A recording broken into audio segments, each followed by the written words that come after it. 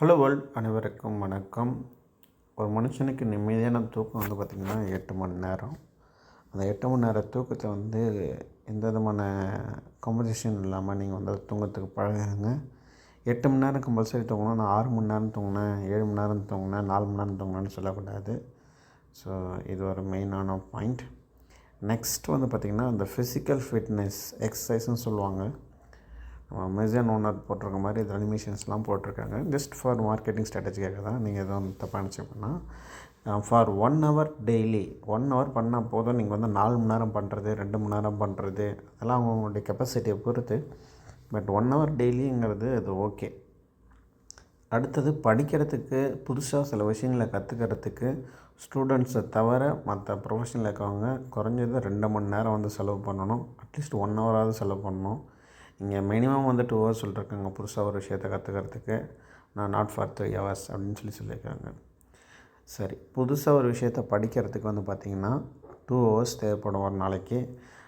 நீங்கள் எத்தனை ஹவர்ஸ் படிக்கிறீங்க அப்படின்றத மறக்காமல் கமெண்ட் பண்ணுங்கள். ஆனால் பொழுதுக்கும் ஸ்டூடெண்ட்ஸ் மாதிரி படிச்சுட்ருக்க வேண்டிய அவசியம் கிடையாது.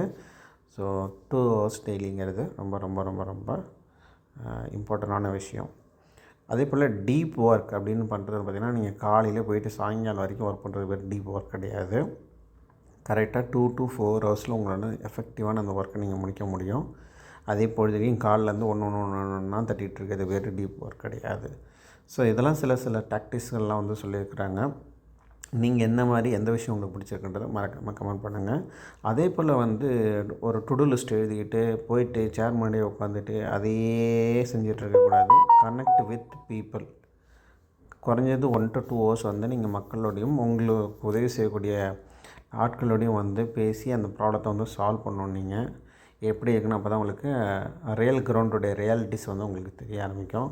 நீங்கள் அவங்க கூட கனெக்ட் பண்ணவே ஒன்லி மெயில் கொண்டு ரிப்ளை பண்ணிட்டு இருந்தால் ஒன்றுமே கிடைக்காது. So connect with people is minimum 1 to 2 hours. இதெல்லாம் நான் ஒரு பிகர் ஆர்கனைசேஷன் சொல்கிறோம். இது நீங்கள் ரிலேஷன்ஷிப்லையும் எடுத்துக்கலாம். ஓகேங்களா? You are a human, not a machine.